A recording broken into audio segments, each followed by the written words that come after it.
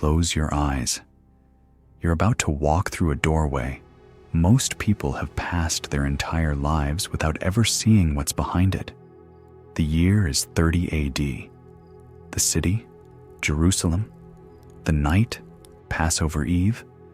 Somewhere above the noise of the most crowded city in Judea, in a second-floor room filled with the smell of roasted lamb and bitter herbs and burning oil, 13 Jewish men are reclining around a low table.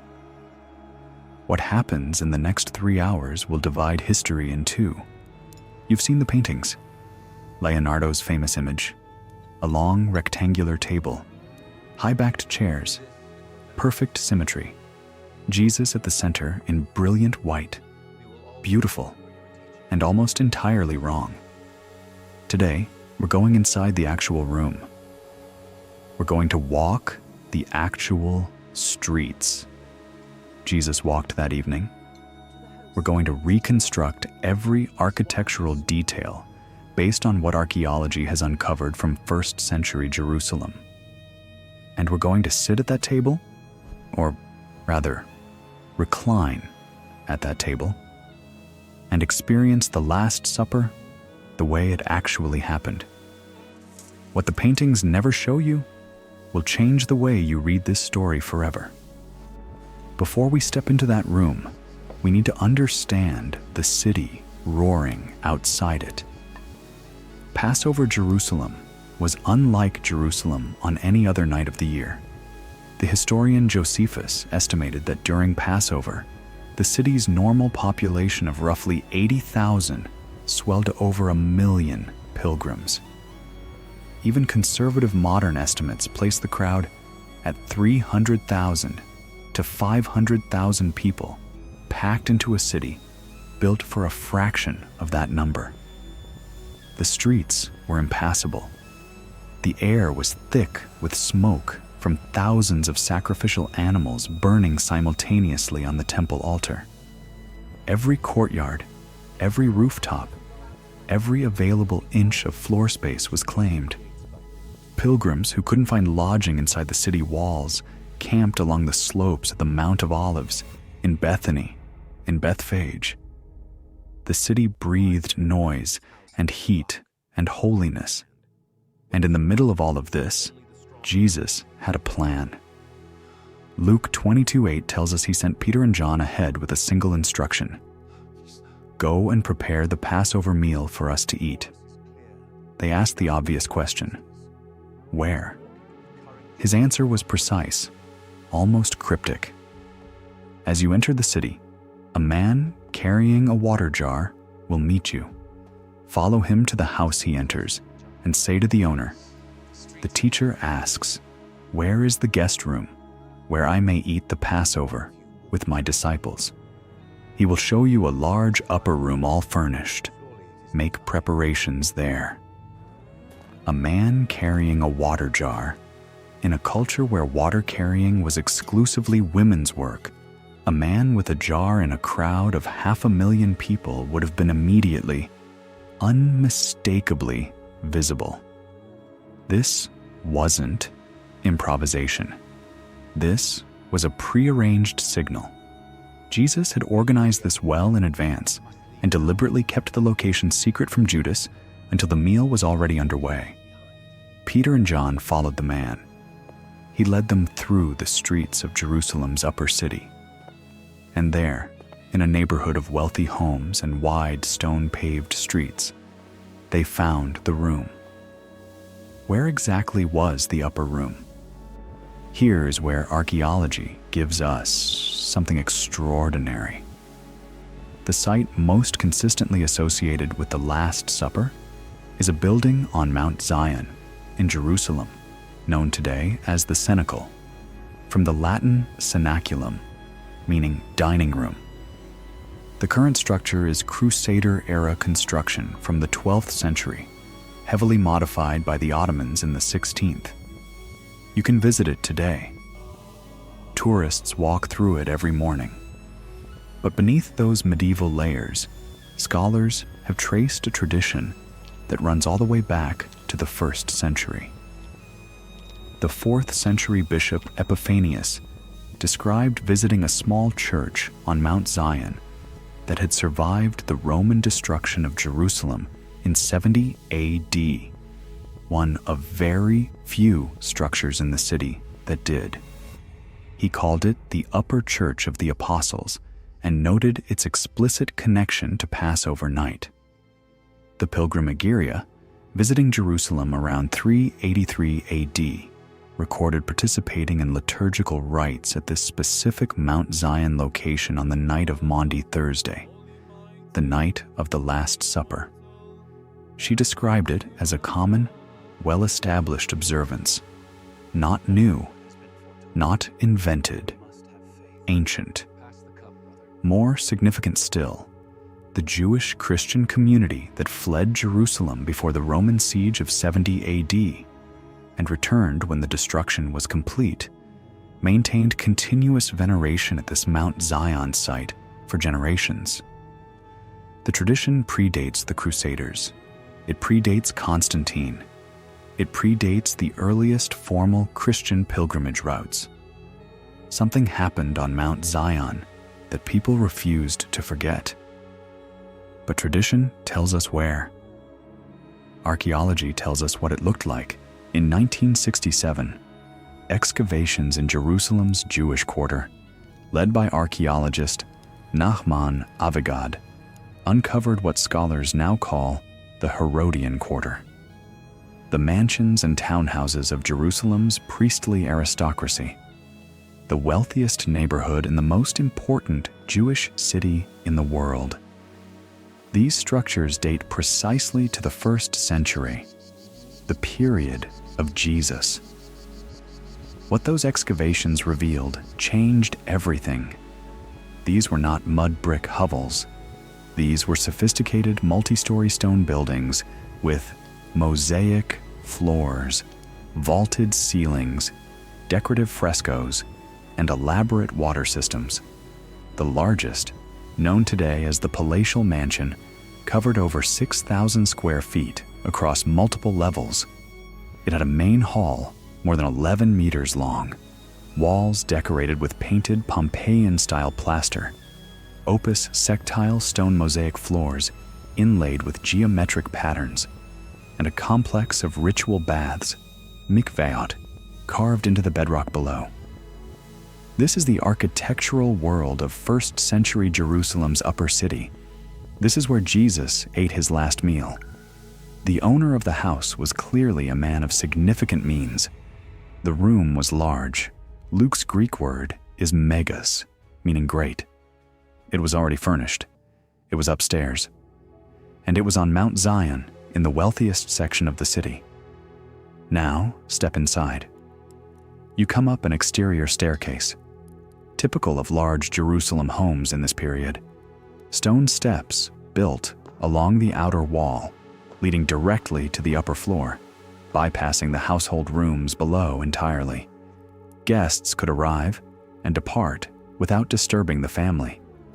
At the top of the stairs, a doorway, stone lintel. The walls around you are lime plastered, smooth, white, the standard finish in upper city homes. Possibly painted with the simple geometric or floral patterns archaeologists have repeatedly found in Herodian quarter structures. The floor beneath your sandals is not dirt. In a home of this size, in this neighborhood, the floor would be cut limestone flags, fitted tightly together, and swept clean for the Passover feast.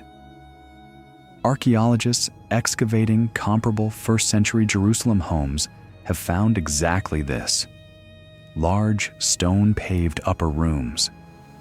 The room itself, based on comparable rooms from the Herodian quarter excavations, a space large enough for 13 reclining men, would measure roughly 9 to 12 meters long by 5 to 6 meters wide.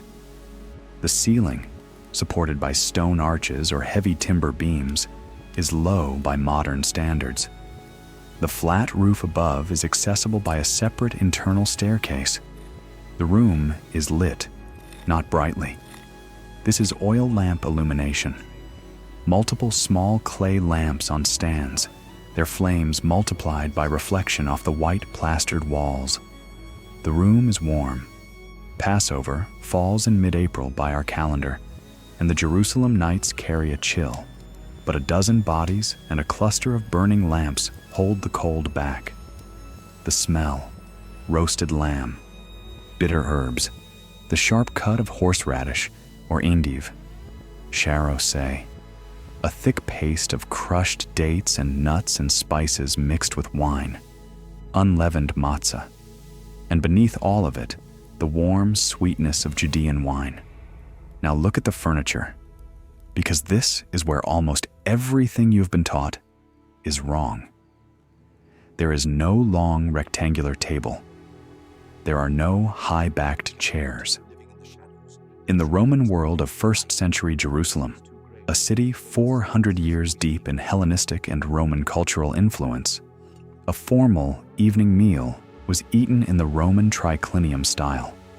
The word comes from Greek, tri, meaning three, and cline, meaning couch or bed.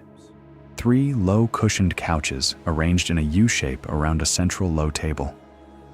Guests didn't sit upright. They reclined. Each diner lay on his left side, propped on his left elbow, leaving his right hand free to reach toward the table. Your feet pointed away behind you. The person beside you was close, your head level with their chest. The person in front of you lay with their back nearly against you. This is not just cultural background. This is the key that unlocks specific details in the gospel accounts that have puzzled readers for centuries. John 13:23 describes the beloved disciple, traditionally identified as John himself, as reclining next to Jesus. The Greek is literally, in the bosom of Jesus. That phrase has seemed strange in English for generations, but in the triclinium posture, it's perfectly literal. John was reclining directly in front of Jesus, his back against Jesus' chest. His head was at Jesus' heart. Now read John 13:25. When Peter signals to John to ask who the betrayer is, John leans back against Jesus to whisper the question. He literally leans backward into Jesus, close enough to speak without being overheard. The posture makes complete physical sense. And Judas, in Matthew 26:23, Jesus says, "The one who has dipped his hand with me in the bowl." In a triclinium arrangement, sharing a dipping bowl meant proximity. Some scholars believe Judas occupied a position of honor near Jesus, perhaps on his other side. The place a host gives a valued guest. Now picture the room correctly, not Leonardo's painting. 3 low couches, 13 men reclining in the Roman fashion, lamplight on plastered walls, the smell of lamb and wine. Outside, the sounds of a city of 500,000 people celebrating the night God spared Israel. Inside, quiet, urgent, heavy with something none of them could fully name yet. Let's talk about the meal itself. This was not a generic dinner. This was the Passover Seder, the most ritual-laden, most structured meal in all of Judaism. Every element of the evening followed a prescribed order. The Haggadah, meaning the telling. The meal was built around narrating the Exodus, and Jesus had participated in this meal every year of his life since childhood. He knew every word, every cup, every gesture. The evening opened with a blessing and the first of 4 cups of wine. 4 cups, each corresponding to one of God's 4 promises to Israel from Exodus 6:6-7. I will bring you out. I will free you. I will redeem you. I will take you as my own. 4 cups, 4 promises, drunk across the course of the evening. Then the youngest person at the table, very likely John, would ask the 4 questions that opened the Seder narrative. Why is this night different from all other nights? Why do we eat unleavened bread? Why do we eat bitter herbs? Why do we recline? And the story was told. Egypt, slavery, the 10 plagues, the blood on the doorposts, the angel of death passing over, the Red Sea, the wilderness, the land promised and given. Every year of his life, Jesus had heard this story told, had told it himself. The God who delivered Israel was the God he called Father. Midway through the meal, the ritual breaking of the unleavened bread, the head of the household would lift the matzah, speak the ancient blessing. Blessed are you, Lord our God, King of the universe, who brings forth bread from the earth. Break it and pass it around the table. Jesus took this moment. He didn't add a new ritual to the evening. He transformed the one already there. He lifted the matzah that Jewish families had lifted for 1,400 years. He spoke the blessing his own family had spoken in Nazareth every Passover of his childhood. And then he said something no one had ever said at this table before. This is my body given for you. Do this in remembrance of me. The familiar became the new covenant, and after the meal, the 3rd cup, the cup of redemption, the cup of blessing. Paul calls it exactly this in 1 Corinthians 10:16.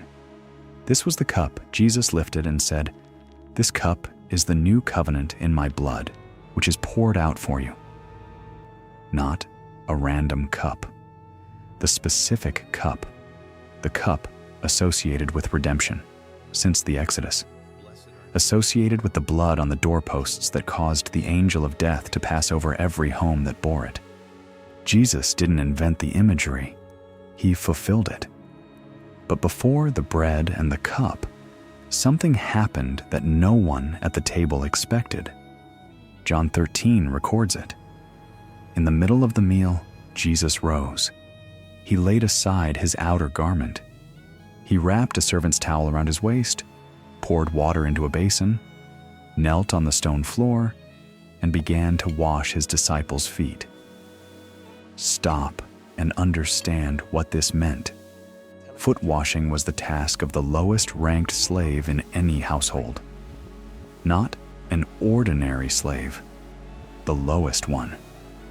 In Talmudic law, a Jewish slave could not even be required to wash his master's feet. The rabbis taught that a disciple could serve his teacher in nearly any capacity, but not this, not foot washing.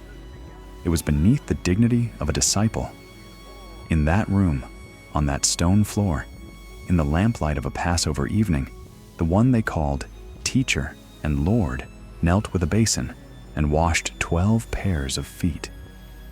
Feet that had spent the day walking Jerusalem's stone streets. Feet covered in the dust of Passover pilgrimage, in the accumulated grime of a city overflowing with 500,000 people. He knelt before Peter, the fisherman, the man who had walked on water and sunk, who had declared, "You are the Christ, the Son of the living God," and been called Satan within minutes, who would, before dawn, deny knowing Jesus 3 times. That man's feet, the Son of God took them in his hands. John 13:15. I have given you an example, that you should do as I have done to you. The room didn't change. The lamps still burned. The smell of lamb still hung in the air. But everything the world called greatness, power, honor, rank, dignity, had just been inverted on a borrowed stone floor in a room above the streets of Jerusalem. Then the weight of the evening descended. Jesus said, "One of you will betray me." John 13:22. The disciples began looking at one another, at a loss to know of which one he was speaking. Picture that moment. 13 men reclining in the lamplight, the food half-eaten, the wine cups nearby, and silence falling across the room like something physical. One of you. Each man looked at the others, and according to Matthew 26, they began to ask, one after another, "Is it I, Lord?" Not, "Is it him? Is it I?" even Judas asked. Matthew 26:25, "Surely not I, Rabbi?" Jesus looked at him. "You have said so." And then Judas went out. John records the moment with 3 words, in Greek, 3, und nix. And it was night. Night outside. Night inside something in Judas.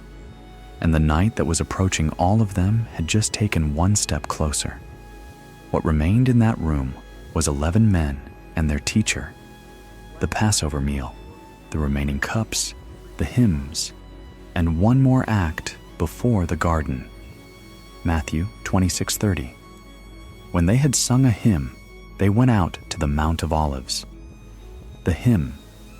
Every Passover Seder ended with the Hallel, Psalms 113 through 118. The Psalms of praise sung in the temple during sacrifice, sung in homes across Jerusalem every Passover night since the return from Babylon.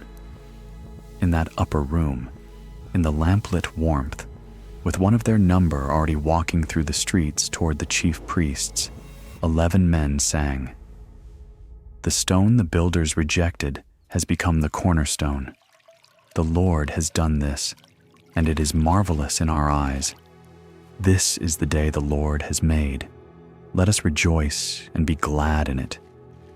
Jesus sang those words, the one who would be rejected, the cornerstone. He knew exactly what he was singing. He sang it anyway. Then they went out, down the exterior staircase, into the crowded Passover streets, through the city gates, across the Kidron Valley, up the dark slope of the Mount of Olives to a garden called Gethsemane. The lamps in the upper room burned low. The plates sat half cleared on the low table. The remaining cups, the crumbs of broken matzah, an empty place where Judas had reclined, a room like any other upper room in Jerusalem on Passover night, borrowed, ordinary, smelling of a meal just finished, except everything had changed in it. Here is what I want you to take from this. For 2,000 years, artists have painted that room as grand and formal and symmetrical, a room obviously built for something important, a room worthy of the hinge of history. The real room was borrowed, someone else's upper floor, in a wealthy man's home whose name we don't even know, a furnished room in a city of 500,000 pilgrims. It smelled like every other Passover meal in Jerusalem that night. God chose a borrowed room, not a throne room, not a temple hall. 3 low couches around a low table. Familiar rituals, ancient words, the same psalms Jewish families had been singing for 1,000 years. And in that ordinariness, he gave the world's most sacred meal to a group of frightened, confused, soon-to-be fleeing men. When you take communion, when you break bread and drink a cup in a church, a kitchen, a hospital, room, around a table with people who have let you down and whom you have let down, you are connecting back to that borrowed room on Mount Zion, not to the gilded symmetry of a Renaissance painting, to the lamplight and the smell of lamb and the low murmur of men singing psalms they had known since childhood, to a stone floor where the Son of God knelt with a towel, to broken bread and a cup of wine and words that transformed everything they touched. Jesus didn't wait for a perfect room. He took the room that was prepared. He took the meal that was already there. He took the bread they had always broken and the cup they had always drunk and said, "This is new now. This means something it never meant before." He is still doing that. In ordinary rooms, in ordinary moments, in rituals that have grown so familiar you've stopped hearing them. He takes what is already in your hands and transforms it. The Word became flesh, John wrote, and made his dwelling among us, in a rented upper room, at a borrowed table, with imperfect men. That means he knows your table too. If this opened the Last Supper in a way you've never seen before, share this with someone who needs to see Jesus in the world he actually lived in. Hit that like button and subscribe. We have more rooms to walk into together. And tell me in the comments, what detail surprised you most? The triclinium reclining? The fact that there was no table and chairs? The 4 cups of Passover wine? The foot washing? Or something else? Tell me below.